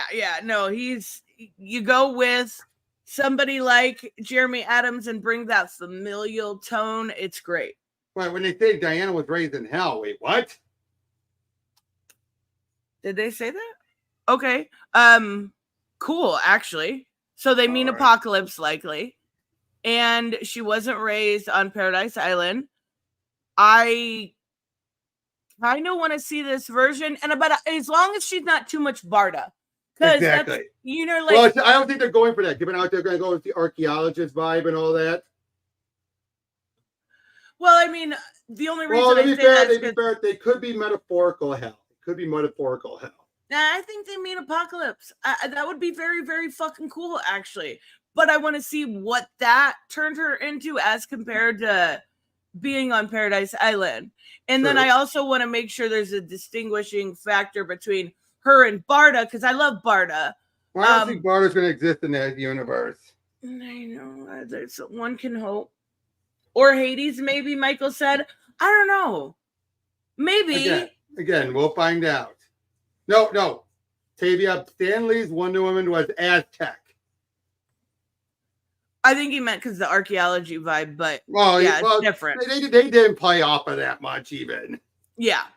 Beginning, a place to start. There'll be incentives for retailers that will reveal at San Diego. There'll be incentives for you guys that will reveal at San Diego. But the goal of this, like I said at the beginning of this, is All In is a rallying cry. It's saying comics are awesome. Comics have been awesome. Comics will always be awesome. It will be the place where you can tell the biggest and best stories with these characters ever. That's awesome. And what we want is to communicate to you that right now we're all in as a company. All the creators, all the editors, everybody has bought into this idea of let's all take our biggest swing together at once. I really, really think that they're going, hey, we need to bring people back. I think it's really sad. They showed that they are really going all in. They're going to do a big initiative. Marvel didn't even announce much comic books over at SDCC, and yet what overshadowed it all? RDJ. You just had to do Hall H, and then nobody gives a damn about All In anymore. All they care about is not even the Marvel comics, the Marvel movies. But when you get to a point where my channel is predicated around comics, right? And you get to a point when you're losing people like me, when you're losing a lot of people in the scene, they needed to do something. And I think they knew that. And I think that's what this is showing. And I can respect that. I want to see what it is. The only thing I worry about sometimes with that is it's being a little too corporatized. I'm hoping they actually go a little dark. I think Dawn of DC was a placeholder. I think that's why we didn't have and I think the chat froze again on here. Freaking StreamYards today. But like I said though, I think that's what Dawn of the DC Universe After Dark Crisis was a holdover. I think that was a holdover to get this built up. I mean, that makes sense. And again, I'm right, very interested in this. Aside from Beast World, they didn't do much with the Titans being the premier hero. No, yeah, you're right. It was just again, aside from Beast World, it wasn't. Yep, you're right. And now they're bringing the Justice League back, which is awesome. But they had a moment to make Titans George Press Titans again, right? When they were. But instead, they just focused more about the characters' interaction stuff in there, and it didn't do much with the world. No, nothing. Really, Gar's sad, guys. He's sad. I mean, yeah, they barely got through the first year, and they didn't really accomplish that much of showing. Again, they were the premier hero. Oh, what again? That only came into factor was Beast World. That was it. Reese Which says, may have "I been need the someone point. to explain StreamYards to me. If you need help with StreamYards, I can help you. It's the one of the easiest programs there is out there. You'll be Or a pro in no Restream, time. one or the other. Yeah, I still think StreamYards is a little bit better on my computer than Unfortunately, Restream. though, they have a limited free usage as opposed to Restream, which is unlimited. Yep, and I'm a cheap ass that uses the free version. Mm-hmm. And Well, Punk said, and I can't bring it up because the StreamYard is frozen, but it says, I wish DC would bring back Helena Huntress. Oh, she's still around. Yeah, Helena Bertinelli. I love Huntress. I do. I think she's a great character. No, she's not in Birds of Prey. She was in the other Birds of Prey. No, she's not in Birds of Prey. I said she was in the previous one. Oh, okay. One moment, because we haven't done it in a while. Let's all launch our biggest stories, whether they're radical reinventions of the characters, whether they're continuing awesome legacy stories that are happening in the main DCU. Let's do all of it at once, all over the course of this period. We are all in. It's all in the books. It's all in the stores, and we're all in it together as fans and as creators, and as retailers, and everybody in the industry to say comics is awesome, and it always has been and it always will be. But this moment in particular is going to be more awesome. Hell yeah. And like this right here, everything we're talking about, this is just the tip of the iceberg. Like this is just the beginning of what All In is and everything we're gonna be talking to you about. There's gonna be a lot of announcements this week. A lot of really cool stuff is gonna be teased this week. And then we're gonna get to San Diego Comic-Con, and there will be a lot of really, really great stuff at San Diego Comic-Con. We have a panel on Thursday at 12:45 at San Diego. Okay, that's already happened. That's where they did the creative teams, right? Yeah, some of them anyway. You had obviously the ones we mentioned, Kelly Thompson, and they revealed Al Ewing's doing Flash, I believe, and wait, is it Al Ewing or Jeff Lemire? Let me double check. Jeff Lemire is doing something. I just don't know what. Hold on. Double checking. Where did it say who is doing Absolute Batman, Superman one? Flash is Jeff Lemire. Al Ewing is doing Green Lantern. Okay, that makes sense. Yeah. That makes sense. And yeah, and that's Al Ewing's big, debut at DC. They're getting a lot of the best. They're getting a lot of the best talent from Marvel. Yeah, I mean, steal them. Why not? Or, well, not stealing because they're not exclusive. Borrow them. Share them. There we go. Oh, good Lord. Borderlands, the movie comes out next week. Ugh. Oh, why did you say, oh, good Lord? Well, I don't know if it's going to be good or not. The trailer I seen looked really good. True, but then it's just, I don't know, it's just a gut feeling. Probably going to still be better than whatever they're playing for Until Dawn. Oh my God. Why? I thought they learned. I thought Hollywood learned. You saw it wrong. I also got Jairus Johnson's premiere up. So when we're done with this, that is going on right now. Yep. Oh, and by the way, one thing I want to give a shout out to that I'm really disappointed at our all-time creator. That I'm like, what happened to you, dude? Who? Roy Thomas claiming he's demanding credit for Wolverine, and now saying his name should have been first in the Deadpool Wolverine credits. Because he was the editor, correct? Editors never get creator credit. Ever. I mean, I get he was like, I was there, but demanding... So we're a lot of other editors for other characters. Yes, exactly. You usually get the actual creative teams that create. Rob Liefeld put it best. Someone's giving him bad info. Someone is giving him bad info to play off of. And I have to agree with Liefeld on that one. Yeah, because, I don't know. That Something's had a trigger. I mean, it is disrespectful. Especially because Len, John Romita Sr. and Herb Trimpe are no longer around. Yeah, that's fucked up. None of them are around. And it feels like, really, Roy? And he was one of the guys who would call out Stan for trying to take credit for things. Right, exactly. So, like, did it come full circle? Or are you just literally... Again, I have to think what Liefeld says, sure. Someone's giving him bad advice. Someone's giving him horrible advice that's making him look stupid, really bad. Michael also said Lemire is doing JSA as well. Yep, I said that earlier. I love 99% of Lemire's work. I absolutely adore. So I love that. Have you seen the the roster for Justice League? Mm-mm. Hold on, because I can tell you this, they have Star Sapphire on. Oh wow! Oh, that's awesome.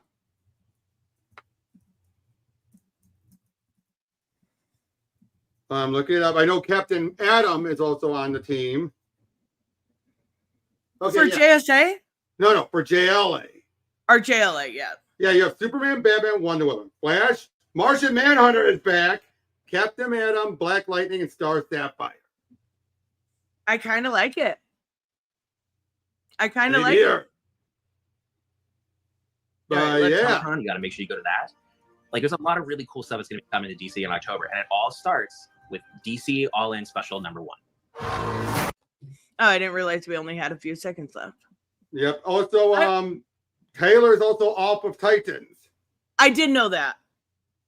But I mean, that's probably because he's picking up. What is he? What is he doing in All In? Oh, hold on, let me double check again. Oh my he's God! taking I'm over sorry. Detective. That's what it was. I knew there was something else that he was taking over. Yep, he's doing Detective, which is probably why he stepped off. I mean, yeah, that makes sense. That's pretty much it. That's his main book, at least that's coming out in October. He probably has some others down the line.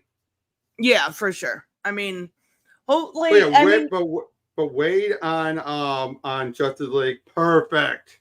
yeah, it's gonna be good. This new writer on Titans doesn't give me hope. Has it been announced who is the new writer? Oh for yeah, Titans? yeah, they have. Hold on, let me look that up. I feel bad. Everything I say is like, oh, hold on, let me look it up. I'm looking.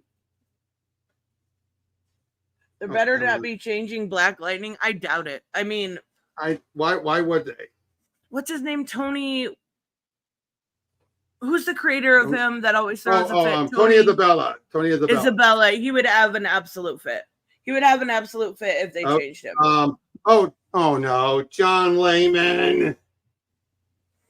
Remember what I've said about him before, right? Yeah. The only bro to ever be hostile towards me. Yep. Now, granted, his Justice League, his Suicide Squad kills Arkham wasn't bad. Oh, okay. Yeah. I mean, but I kind of agree with Tavia here. I don't know. It doesn't give me a lot of hope. Like it feels like they're downgrading the Titans again. Oh my God, yeah. Like if Tom Taylor couldn't make them popular again, John Layman's not going to. They wasted it. It. They definitely did. Jeremy Adams. Oh, and Taryn Gornbeck, that's the woman who took over Thor from Donny Cates, is doing Catwoman, starting with issue 69. Shut up. We're finally So Teenie Howard's Catwoman at the beginning wasn't bad, but they're finally getting rid of her. Oh yeah, and I'm so excited and on Harley as well. We got Elliot Kalan on Who is Harley. I have no idea. Let me look. Oh, the Flophouse and Mystery Science Theater 3000, the comic.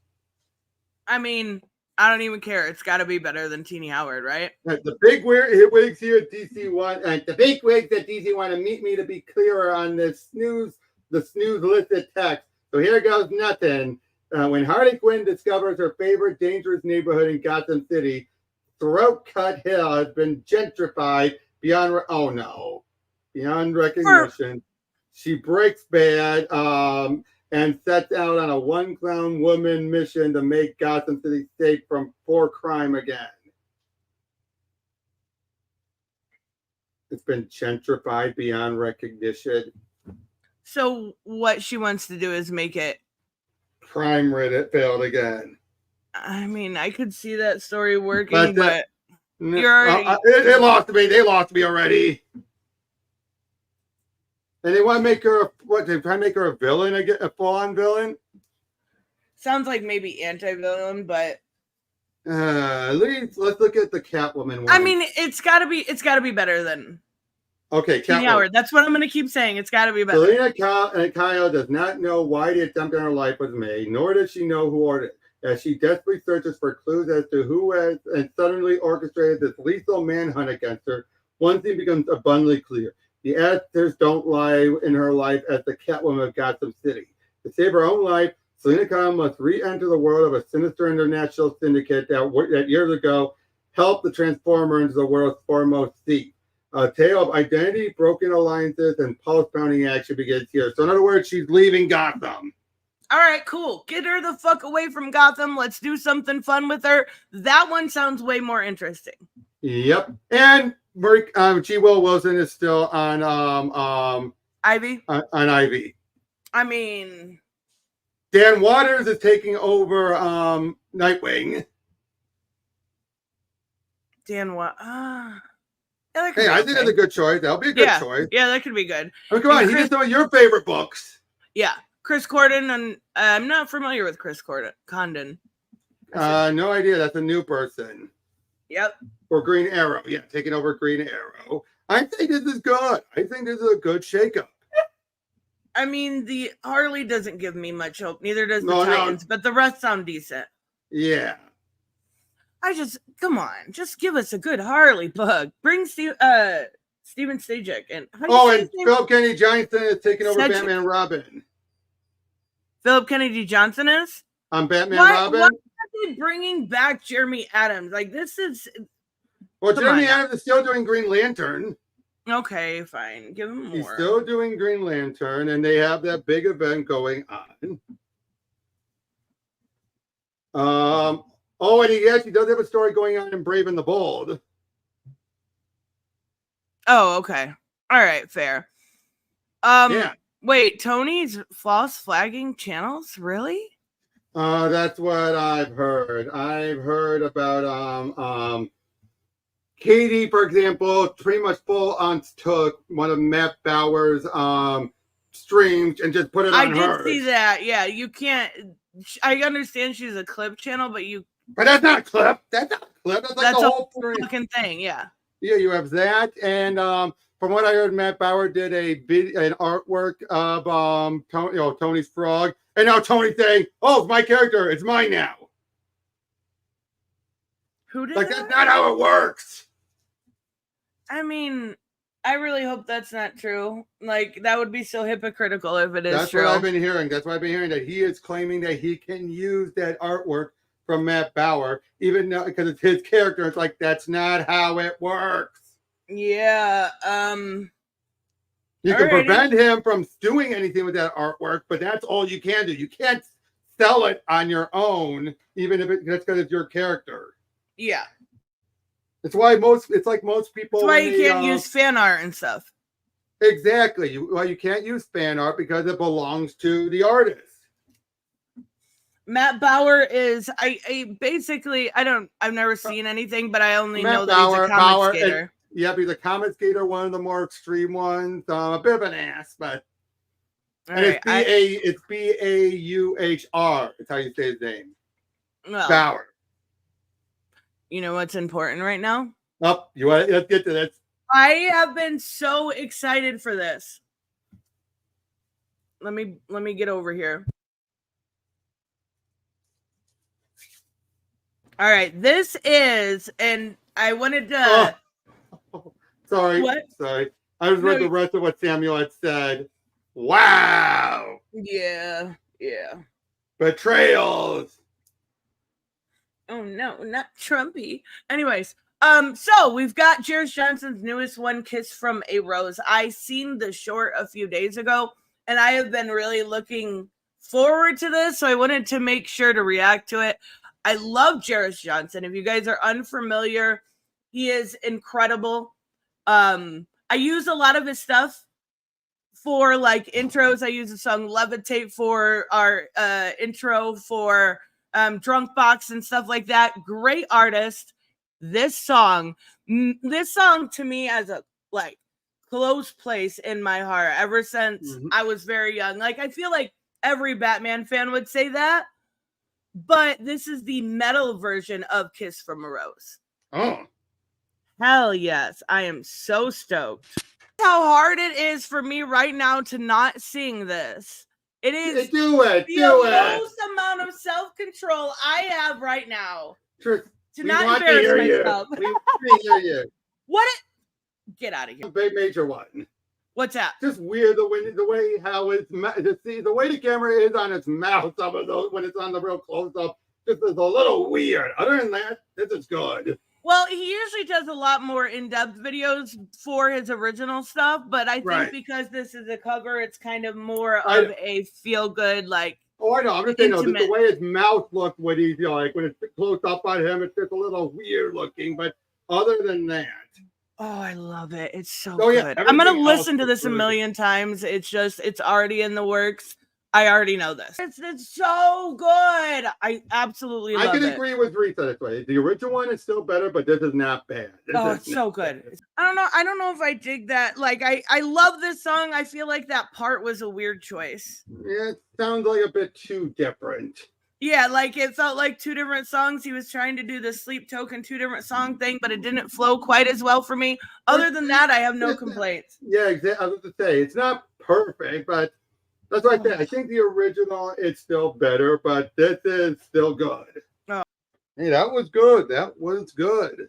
I think I had my expectations at a 10, and that's why I was like a little disappointed. Absolutely love this song. Like, beautiful rendition. I think he did a really good job. I think I'll be listening to it way too much. I love Jairus Johnson. Make sure you guys check him out. Yeah. So yeah, I mean, next week are we going to try and actually do comic reviews next week? I mean, of course. Fingers crossed. Of course.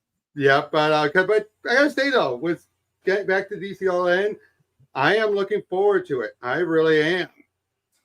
Oh, I am too. Okay, so what's it about Game Informer? Game Informer is shutting down. Wow, that's sad. Game Informer used to be like. Yeah, wow. Wow. After 33 thrilling years of bringing you the latest. I'm older than them. I am older than Game Informer. I wonder why they're shutting down, though. I mean, I'm sure it's a money issue, but like. Probably. That's kind of sad. They've had. They really haven't, to be fair, though. Have you heard much about the article from Game Informer? You haven't heard from anywhere else? No, I actually haven't seen Game Informer since they were, magazines, pretty much. Yeah, you can't think of many articles. No, and I don't even feel like when they, like when I'm Googling stuff and looking up stuff, I don't even remember coming across their website. I just remember Game Informer, obviously, from the magazines. I think everybody's probably got a couple of those somewhere. I think they've been, truly think they've just been like, there's nothing that's been standout about them. Yeah. Oh, GameStop owned them. Okay, well, that makes a little bit of sense. And I also feel like Raymond is a little bit of a low-key brag here. He's as older than, but I'm older than it. Oh my God. I mean, I don't know. I don't know. That's kind of sad. I feel bad for the people involved. People losing jobs. Why is there being shut down, but Kotaku's still going? I mean, I don't really know much about Kotaku except for I know there's a genuine like the anti-SJWs dislike them for some of their stuff, but I don't. When I'm looking for game news, I'm literally just like yesterday. I was looking for something in the Dredge. I just Google it, the first website that comes up. That's as much as I do. I don't know that Kotaku is even as relevant. Are they as relevant as Game Informer? To be fair, they must be. They must be because Game Informer, like I said, I barely have seen anything from them that I haven't seen anywhere else. Yeah, that's true. Oh, Mo blames you. I mean, to be fair, I would blame me too.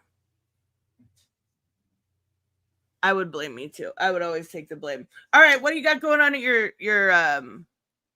Not much, actually. I don't have any videos in the can. I'm hoping to record something with Jared, but I have been pretty slacking at getting videos in the can lately. Friggin' slacker. I'm trying. I know. I'm that's trying.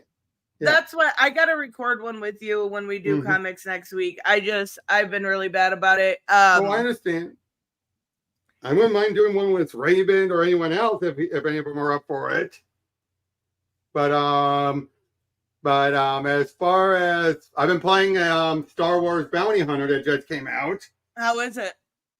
It's good. It's actually better than, and Asper actually did way better here than they did with the Battlefront stuff. But it's good. It's fun. It's an old school kick your ass kind of game. I've been playing The Dredge, and I'm so mad because yesterday afternoon, evening-ish, I was playing it, and I was like, okay, I got to a part where it's like, you can't go back from here, right? You know, you get those screens where they're like, you're in the end game. If you go forward, you can't go back. And I get the bad ending of the game. It doesn't matter what game I play, I get the bad ending. Right, you did great with Detroit Become Human the second time. That's because I cheated so many times, and I'm not even ashamed. Not even a little bit ashamed. That's true. That's true. But hey, you should give some of these older games a try. You really should. Get back your retro bias. I mean, it's holding you back, Tris. It's not, though. Oh, come on. You should give this Star Wars game a try. Ew! If I'm going to play something retro, I'm going to play something like Metal Gear Solid, not Star Wars. Trust me, you will hate Metal Gear Solid with the stealth. I think if you're playing any Metal Gear game, it should be Metal Gear Rising. At least that one, you're hacking, slashing stuff. I mean, yeah, that's fair. Oh, Red Dead, hey, reset. Play Red Dead Redemption 2. I knew Reese said when I had stuff on that he was playing it, and she loves that game. I'm curious, Reese, are you enjoying that? Because it is one that's on PS Plus, and is it like, okay, I got a question for Reese. Is it like a stream game or playoff line game?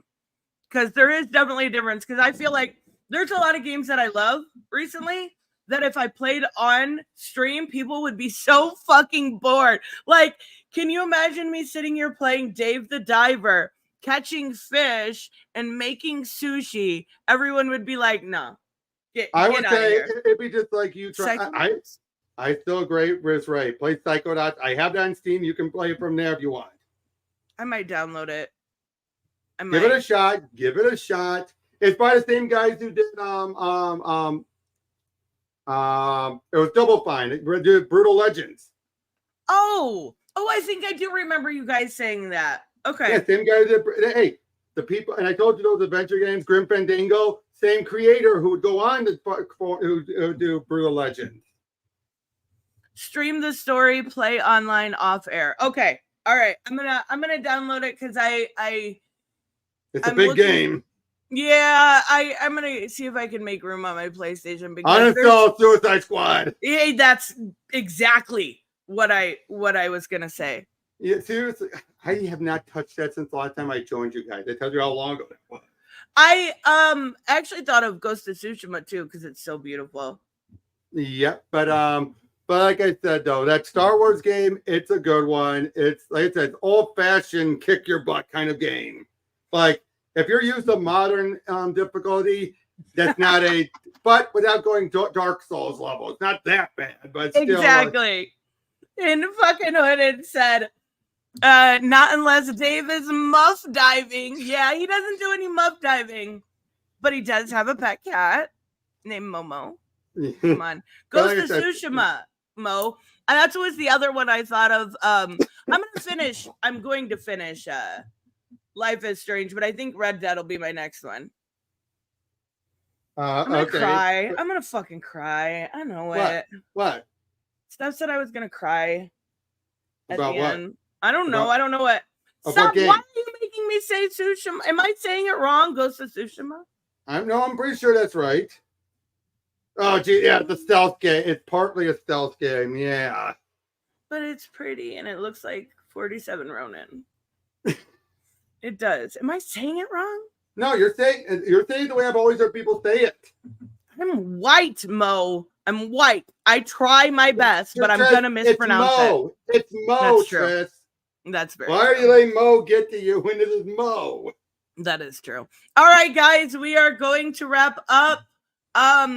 Raymond, Hooded, Jackbox tonight, 7:00. Sound like fun? Email me and let me know. And I am saying it correctly. Fuck yes. Thank you, Raymond. Boom. That's all I gotta say. Figured. And then yeah, that's it. That's it. Okay. All right. We will see you guys next time. Thank you so much, Robert. No problem. Take care. Bye, guys. I can joke, I feel it's